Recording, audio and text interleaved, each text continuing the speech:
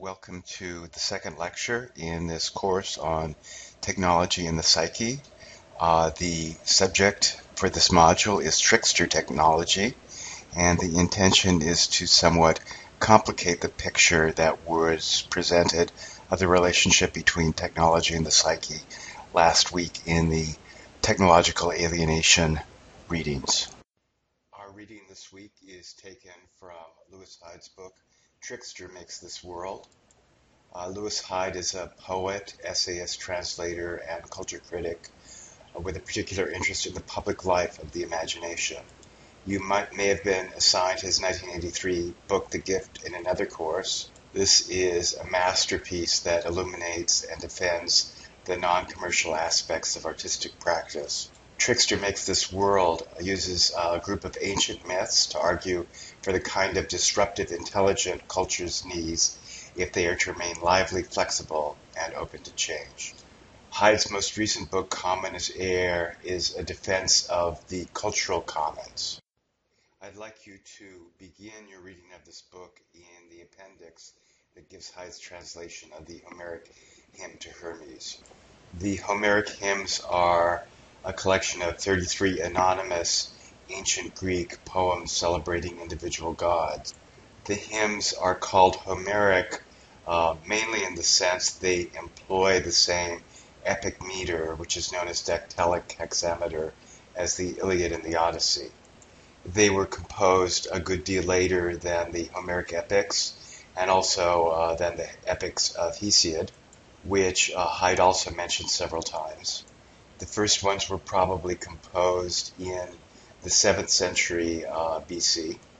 The hymn to Hermes is one of the later ones. It was probably composed around 420 BC during the time of Pericles in Athens, which we also think of as the classic Athenian era. Here is the scansion for a line of dactylic hexameter. As you can see, there are 6 feet or sections, which is why it's called hexameter. Hex means 6. Each foot is composed of 3 beats, long, short, short, which also looks like the sections of a thick finger. A dactyl in ancient Greek means finger. Any of the 2 short beats can be replaced by a long beat, and the last foot is always 2 long beats, which is called a spondee. Occasionally, the very last beat is short instead of long. The Homeric hymn to Hermes talks about the birth and the first few days of life of that god, who is here depicted with his mother, Maia. Like Odysseus, Hermes is polytropos, that is clever, tricky, many-turning. He's a trickster in the sense that he's a liar. He steals Apollo's cattle and then lies about it. He's also an ancient technologist. He invents a way of making fire, and also invents both the lyre and the flute, 2 musical instruments. These are technologies that you could say enable or allow for the musical expression of soul. Hermes and his half-brother Apollo have a disputation or trial before their father Zeus, at the end of which Hermes becomes a full-fledged god, as well as the divine messenger, Agalos. Agalos is the origin of the English word angel, a messenger to the underworld. Moving forward in the book to the introduction, Hyde talks about Native American trickster archetypes, one of whom is the coyote. As a trickster, the coyote is a creature who crosses boundaries. In his book, The Ritual Process, Victor Turner talks about liminality as an essential characteristic of all ritual, and the coyote and other tricksters are embodiments of that liminality or boundary crossing. One of the boundaries that the trickster crosses is that between culture and nature, or we might also say between technology and the psyche. The trickster is an essential force in the creation of culture out of and a distinction to nature, and also crosses the boundary between what we think of as the truth and lies. Picasso is saying art is a lie that tells the truth, and the coyote, Hermes, and other tricksters confuse and cross such boundaries in original and creative ways. Similarly, Homer, who's pictured here, is also called or has been called the father of both lies and art. It also goes into Norse mythology and identifies Loki as the figure of the trickster in this mythological tradition. Nothing, however, is simple or just what it seems in the world of the trickster, and the trickster often gets hung up in his own tricks. This is certainly the main theme of the Roadrunner and Wile E. Coyote cartoons. Another Native American trickster archetype that Hyde identifies is the raven, who occurs especially in the Pacific Northwest. And in relating some of the tales of Raven, Hyde explains the title of his book, Trickster Makes the World, in the sense that we are born into a world of need, work, limitation, and death, what the Buddhists would call dukkha, or unsatisfactoriness. And the trickster's job is to find methods or ways of dealing with this. Having no single way to call his own, and Hyde discusses at some length why the trickster figures are usually represented as male. Having no way, the trickster can have many ways. And it's in this way that the trickster invents storytelling. Here's a picture of Gustave Flaubert, who said of one of his most famous characters, Madame Bovary, c'est moi. Madame Bovary is me, emphasizing again the creativity and displacement, the liminality that attends the trickster's art. The trickster is also identified with what in ancient Greek is called diporos, a hole or passageway. Tricksters are good at finding means of escape, or again, transitions from one state to another. Here we see Alice going through the rabbit hole, and the rabbit is another figure of the trickster. In science fiction, so-called wormholes are used as ways of transitioning between one world to another or one period of time to another.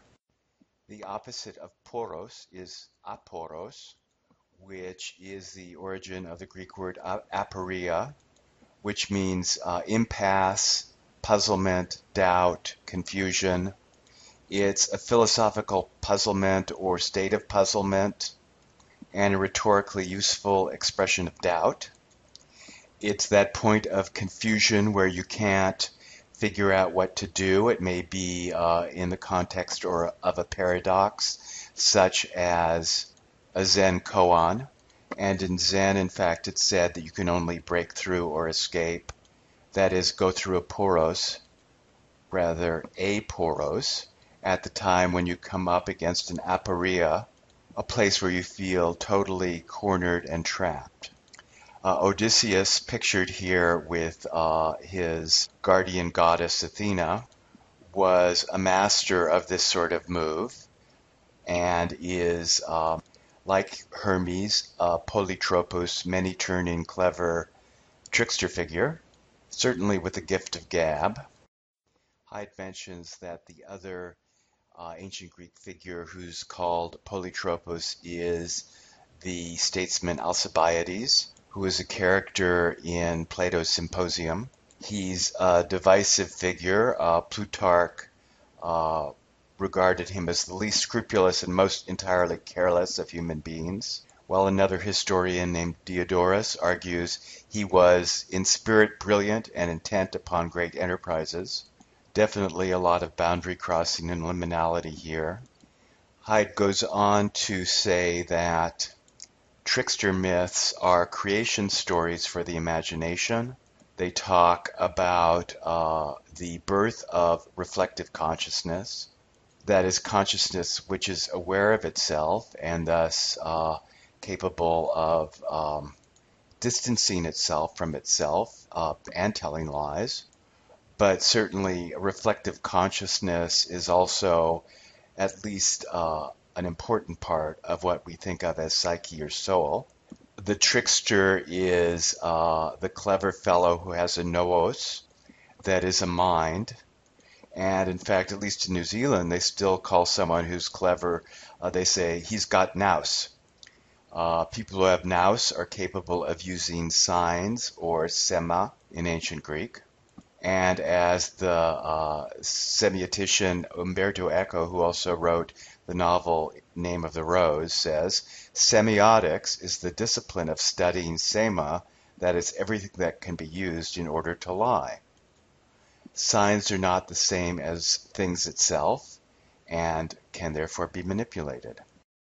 Lewis Hyde also goes on to relate a story from the Indian tradition about the baby Krishna, in which the baby Krishna comes across very much like the baby Hermes, a clever little liar whose lies turn out to be much more than lies. In fact, they are in some ways the foundation of what we call culture or civilization.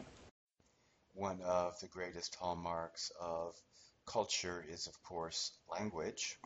And Hyde talks about Plato's statement that, in effect, Hermes invented language. In Plato's Cratylus, he discusses the origin of certain words, especially the names of the gods, and says, I should imagine that the name Hermes has to do with speech and signifies that he is the interpreter, or hermenus, or messenger, or thief, or liar, or bargainer.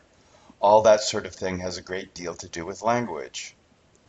Plato goes on to propose that the two Greek words meaning to tell and to contrive were combined to form the name of the god who invented language and speech, because Hermes is the contriver of tales or speeches. So the word interpreter in Greek is hermenous, interpretation is hermeneutics, all related to Hermes. And another Hermetic figure that we haven't yet mentioned is Hermes Trismegistus, who is shown here in the center, related on the one hand to Hermes or Mercury on the right and to the Egyptian god Thoth on the left. Plato called Thoth the inventor of writing specifically, and the figure of Hermes Trismegistus was considered in late antiquity to be a Greco-Egyptian sage or magus who wrote down and led us to come to know esoteric doctrine. On the one hand, esoteric doctrine is considered that which is most true, that which is closest to the source. But as Hyde reminds us, webs of signification are built around sets of opposites. Fat and thin, slave and free, for example, or more categorically, true and false, natural and unnatural, real and illusory, clean and dirty. What tricksters sometimes do is to disturb these pairs, and thus disturb the web of signification itself. So what I'm proposing is that the trickster archetype also confuses the categories of techne and psyche, technology and psyche, or nature and culture. This trickster archetype certainly persists into modern and contemporary times. Hyde quotes Friedrich Nietzsche as saying that the truth is a mobile army of metaphors, metonyms, anthropomorphisms, in short, a sum of human relations that were poetically and rhetorically heightened, transferred, and adorned, and after long use seem solid, canonical, and binding to a nation.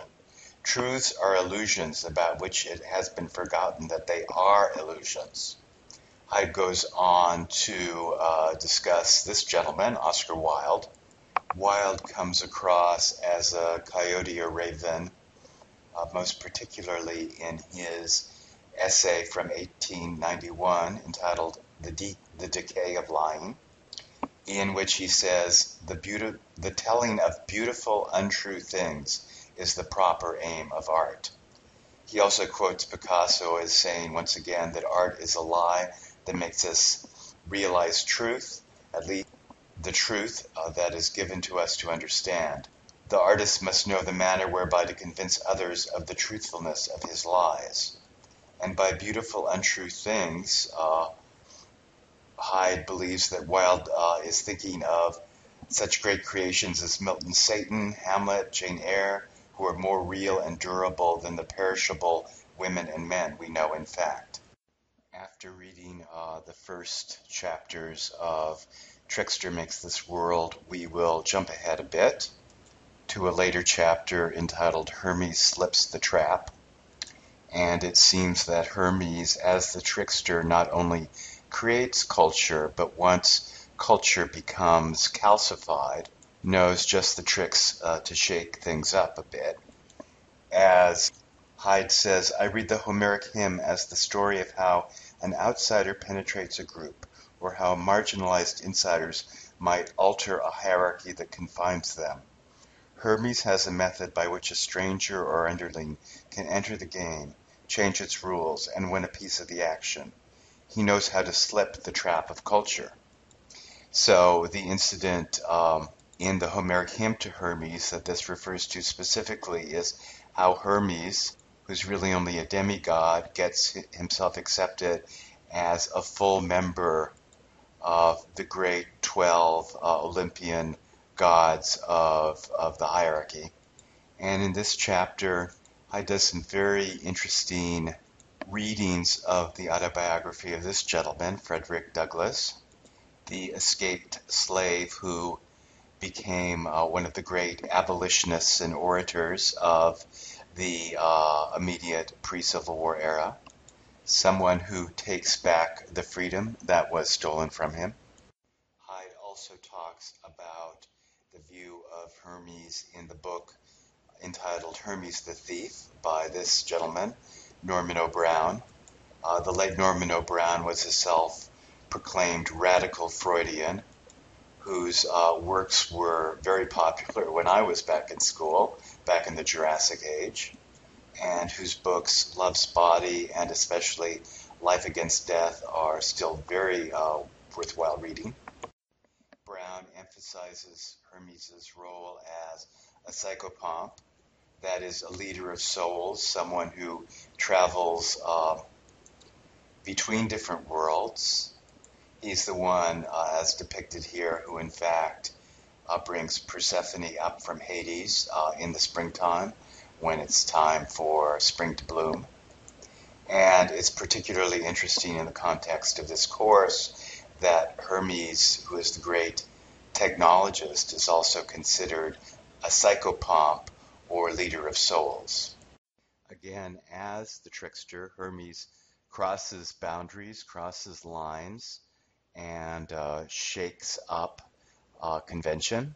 Norman O. Brown places the Homeric hymn to Hermes in the context of a somewhat earlier epic poem or epic poet, Hesiod, who's depicted here. Hesiod was actually a historical figure who also wrote in dactylic hexameter later than Homer.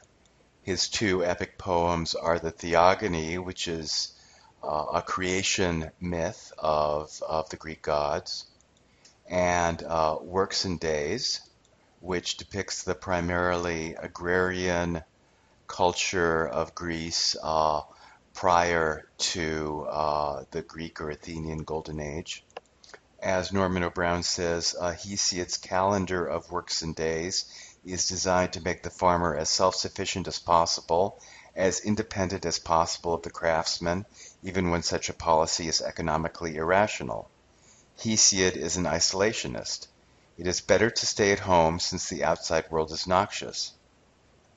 So Hesiod sets out the lines that Hermes in the Homeric hymn crosses As Brown points out, says Hyde, the poet of the hymn has put in Hermes' mouth a parody of Hesiod's advice to stay at home. Carrying the turtle into the cave, Hermes says, "It's safer inside, you could get in trouble out there." Then he kills her. So much for pastoral wisdom. Hermes firmly turns his back on Hesiod and, crafter of the lyre, patron of trade, embraces the new commercial culture without feeling the recommended embarrassment. Quite the contrary, as merchants in archaic times must have done, he assumes a willing immorality and proceeds from there, unencumbered by the received ethical grid.